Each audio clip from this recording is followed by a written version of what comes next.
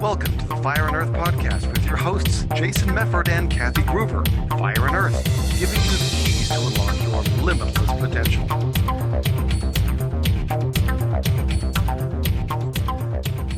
Hey everybody, welcome to another episode of the Fire and Earth podcast. I am your co-host, Kathy Gruver. And I'm Jason Mefford. Welcome back, everybody. Hey, today we thought we'd talk a little bit about identity and ego states. Oh. I know, yeah, because we've for some of you that have heard before, the whole model of be, do, have versus have, do, be, right? Mm-hmm. So we want to start off being a certain way, and that kind of gets back to our identity level. Yep. And also, as we've talked before about, this is where some of the ego state stuff that we've talked about shows in at this point too, right? Because when we are doing certain things, different ego states or personalities kind of show up.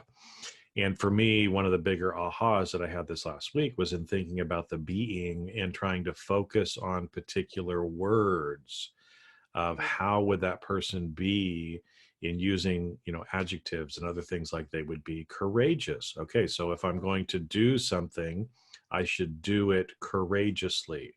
I should be diligent. I should be, conscientious. I should be kind, or whatever the words happen to be. But start thinking about some of those words. And this, again, whole identity thing, because if you want to make change at the top, you got to really change your identity to end up having that stuff come out. Yeah, absolutely. And just as a quick review for people that have not seen the ego state episode, either when I talked about it with the cards or when Mike Mandel was talking about it, we have anywhere between 5 and 15 ego states that sort of take over on a daily basis. We can have up to 50, but oftentimes they're just sitting in the back of the bus. You don't even know they're there. So those 5 to 15 ego states, we can switch those at will, or they switch automatically. So if you start to talk to me about the cat, oh, I'm going to give my little cat, or if my boyfriend and I are like playing roughhousing, it's going to be that little kid thing. Or if you're around kids, sometimes that can trigger that little kid in you. So we have all these personality types, all these little archetypes inside ourselves that can come out and be, quote, executive is what we call them. So who do you want to be? And I think I love this conversation because, I used to be an actor, and I would get the script and I would read the description of the character, and then I would have to spend the next 3 hours in that play as that character. Well, what is that character going to do? How are they going to react? Even if I'm not saying lines. And I remember there was one show I did called But Not Goodbye, where I sat on stage in the background while other conversations happened. It was just a living room scene, but I sat on the stage. I had to be in character. And I had an old Sears catalog, and I was a librarian in the show, and I figured out how much money I made as a librarian, and I added that all up, and I did all the math, and I was flipping through this 1908, which was the year the play was supposed to take place, Sears catalog, planning what I wanted to buy and how long I would have to, and it's like I got so into that character that even though I wasn't, quote, in the scene, I was still there. And if you looked at me at any point, I was still being that character. So what were her characteristics? What were her qualities? Or if it's somebody in my life, like I want to be like, I look to those other speakers. I look to the Brene Browns, and I want to know what characteristics, what qualities do they have that I can imbue myself with to have that level of success. You don't want to mimic them, and you don't want to make every single choice they did, but what are those characteristics? Maybe I want my Wonder Woman character to come out. Maybe I want my Snow White to come out. Maybe what are you tapping into inside yourself that you have that you can bring to executive to be more like that person, so that when you're doing things, you can have that success.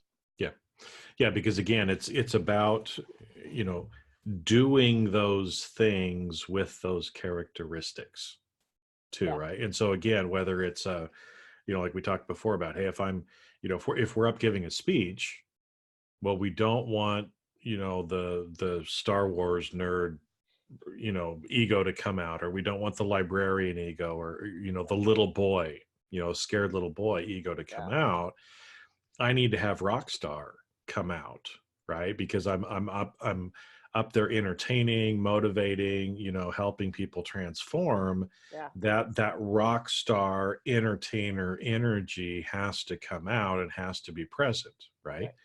Now, again, as I'm doing that, just like you said with acting, you have to sit there and think, well, how would that person show up? What would they be doing, or how would they be doing it? Right. And so we can take the music example, right? I mean, you can go to, I remember here's an old story. It was Gene Simmons from Kiss. Okay. I remember hearing him on an interview one time, and he was talking about, him, and I can't remember if Paul and him were friends at the time or whatever, but some of his friends, they saved up a bunch of money and they went to a concert in Madison Square Garden. And they got there, and it was just a guy sitting on a pillow playing the guitar, just him playing the guitar on the pillow. And it was Donovan. So, I mean, it's like big name person, right?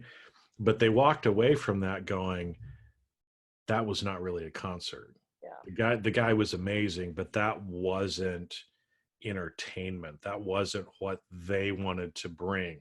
Right. So when Kiss started, whole reasons, a lot of different reasons, but they started doing the painting of their face and spitting blood and fire and doing all these different things in their concerts because they wanted it to be more entertaining. So if they wanted it to be that way, they had to be more entertaining. They had to be more controversial. They had to do some things different if they wanted to kind of have that outcome. Mm-hmm. And so they kind of became this alter ego, if you will, of how they acted on stage.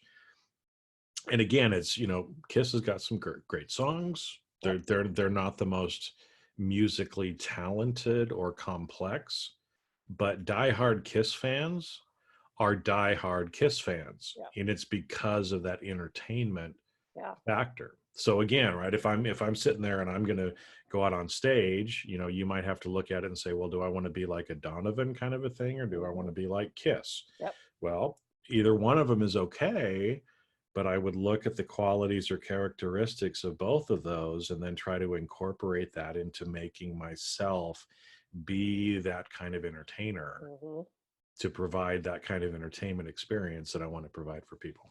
Absolutely. And that's a great point. They put that makeup on and they became these other people. No, it's Gene Simmons, but it's a different ego state of him. And it's interesting because I always, 90% of the time when I speak, I'm in a dress. 100% of the time when I speak, I'm in heels. I am very comfortable in heels. Heels are my power thing. I walk different. I carry myself different. I feel in control and fabulous when I'm in heels. I go to the Magic Castle, I'm in heels. I feel sexy. I feel this is what heels do to me. I did a conference in Florida called Beachpreneurs. It was a phenomenal experience. Well, we were all casual. We were all in beachwear. So I did my talk in bare feet.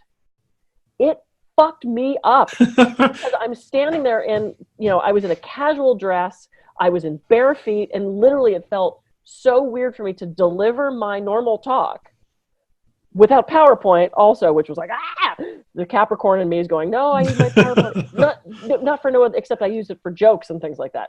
And I was in bare feet. And I have to say, it took me about 15 minutes to get into, because I didn't know who I was, because that trigger, that touch point of I'm on stage in heels, in a nice dress, I didn't have that trigger to switch that ego state. So it was a really interesting experience. So for me, it's like, it's the outfit actually can make me switch states. Music, absolutely. So when I was going for my tax audit, God, please let that never happen again.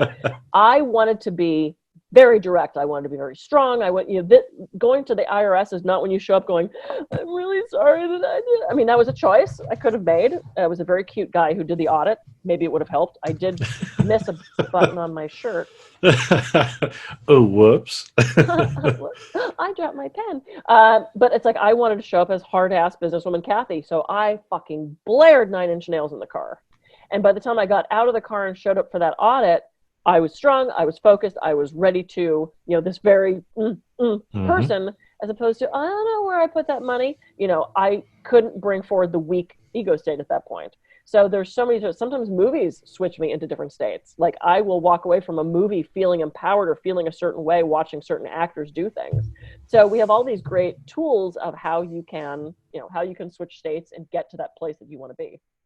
Yeah, well, and that goes back to a term we've used before, anchoring. Yep. Right. So again, when you put on the dress, When you put on the heels, you're anchoring, kind of having that badass speaker, Kathy, show up by doing it. And that's why when you were in bare feet in a casual dress, it was harder because you'd anchored that ego state to come out by kind of some of the, again, these habits or anchors and things that we're doing to try to make sure that those things show up. You know, and so again, you know, you've got to think about who do you want to be, and what are kind of those characteristics of how you need to do things. And so what can you do to prepare yourself and get yourself into that ego state, or into believing and feeling that identity underneath.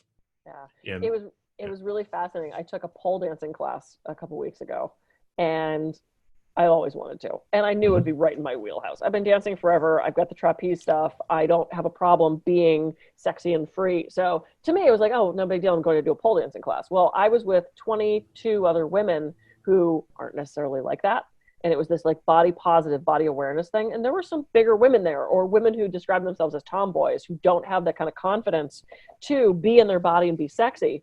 And the owner of the studio, if you didn't already have your own shoes, gave us all 5-inch platform of basically the sluttiest shoes you would ever see.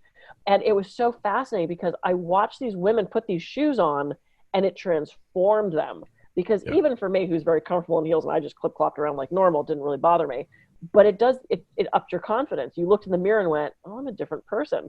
And I could see these women transform into this completely different character when the music came on and they're spinning around this pole. And it was such an interesting experience for me as an observer, because it didn't shift me much because I'm comfortable in that. It's one of my normal ones anyway. But to watch these women who aren't in that state shift that state, it was really fascinating to me.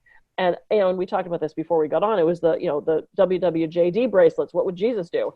That means you want to emulate him as a teacher, as a wise person, as a master. So sure, ask that question. What would Jesus do? Or what would Jesus be? Or how would Jesus react? Or not Jesus, whoever, you know, how would Wonder Woman react in that situation? How would, you know, John Bon Jovi act in that situation? You know, it's like whoever that ideal person is that you're trying to be more like, right? And so again, the traits of that person, not to be them, not to copy them, but to exude those same characteristics that you want to have as well. And, you know, again, all these different anchoring things. I mean, as the more we're talking about this, hopefully everybody can kind of see this, you know, as you're listening to this. I mean, one of the other people that I greatly admire is Mr. Rogers. Okay. And what did Fred Rogers do every single episode? He walked through the front door while he was singing the song. He goes over, he takes off his suit jacket. He puts on a sweater. He goes over and sits down. He takes off his loafers and he puts on sneakers. Okay. So again, in that short time period, right? He's anchoring. Fred Rogers is becoming Mr. Rogers by the anchoring and those things that he's doing. And that's how he did the show. At the end of the show, when the show was over, he did the opposite, right? Put on his shoes, got his suit jacket instead, and walked out the door. And so again, we can think of this, you know, in the same way with us in entertainment, acting, everything else. It's, you know, when you are playing a part, you get into costume. So sometimes the anchoring, just like you said, with the women putting on the shoes, that was getting them into costume to play the role. So there's lots of little things like this. So again, if you're thinking, well, I don't know how to be this or whatever, well, again, sit back, think about, you know, what are some of the people that you would like to be more like or exhibit their characteristics and kind of the way that they do things, and then start doing things for yourself, whether that's listening to music, literally putting on a costume, you know, visualizing certain things, you know, doing some of the easy, you know, awesome anchoring and other stuff that we've done before to get that ego state out front and center that needs to be there while you're performing. Absolutely. And it's so interesting because I know a lot of people who are watching or listening are solopreneurs, they're entrepreneurs, they work from home, maybe they're writers, maybe you're a speaker, I have found that if I get up and try to work in my robe, I am so much less productive. And so one of the tips that a friend of mine had, because he worked from home, is he would get up in the morning, he'd have his breakfast, he'd play with the cat, he would get dressed for work. He would leave his front door, he'd walk around the block, just like Mr. Rogers. He'd arrive back at his front door, and there he was at work. Mm-hmm. He would work for the 6 hours, however long he worked. He would leave the house, he would walk around the block, he'd arrive back at home, and it was home. He had to have that shift from leaving the office, or he found that he would get so distracted with house stuff he'd never start, or he would get so obsessed with work stuff he'd never finish. And he realized he had to put those boundaries on that. So getting dressed for work, I'm not going to sit here in the robe and do speaking proposals. I can do answer emails and stuff like that. But if I need to work as professional speaker Kathy, I can't do it sitting in my robe. It has a different feel for me. Mm-hmm. Doesn't bring up my creativity, and my that drive that I know I need to have. So maybe that's something that you can do too, is put on your work clothes, put on a nice shirt and a nice pair of pants, and do your work that way, and see if that doesn't shift the ego state for you. Yeah, because, and again, we've thrown out lots of different kind of examples of things you can do. You're never going to know if it works unless you actually try it. Yeah. Okay. And again, for everybody, it's going to be a little different. I do work from home in a more casual way, but I put on my watch every day, right? Yeah. I don't necessarily need that. I use my nicer pens. Yeah. Again, so there's a few things like that again, even though maybe my attire, because I'm in California, I can wear a t-shirt if I want to, right? Yeah, but you're not in pajamas. No, I'm not in pajamas, but having even some of those other things, those things work for me. Yeah. Because again, when you put on your watch in the morning, or you put on whatever it is, it's again kind of anchoring you into, okay, it's time for Business Jason to show up. Yep. Right. So. Yeah. Cool. Yeah. So all we got for this time? Yeah, I think we're complete on that. Yeah, I mean, we could keep beating it home, but I think everyone's okay. We got it. Yeah, we got it. Yeah, we'll just re-talk about this again in 2 or 3 episodes when everybody's forgotten. We're gonna say the same stuff up to you over and over again, but yeah, well, it's important stuff. It's important stuff, and again, we hearing something multiple times, you get something different out of it every time. Yeah. And, I've seen that with myself. I've heard some stuff probably 100 times, but that 101st time, it's like, oh, right. The light bulb goes off, and now I understand it different than I did before. So, exactly. Well, and it's different timing. It's, maybe you're in a different ego state and can hear it now. Maybe. Oh, yeah. Ooh, cool. Getting deep, getting meta on him here. I can't. Sleepy Kathy's coming to executive. Okay. All right. With that, then we probably should sign off. Let's sign off. Go ahead, Jason. Right. You sign off first. Well, I'm Jason Mefford. I can be reached at jasonmefford.com. And I'm Kathy Gruver. I can be reached at kathygruver.com. So go forth, enjoy your day. Pick what state you want. Find a way to get into the state that's going to be the most optimal for you. And we'll catch you on a future episode of the Fire and Earth podcast. See ya.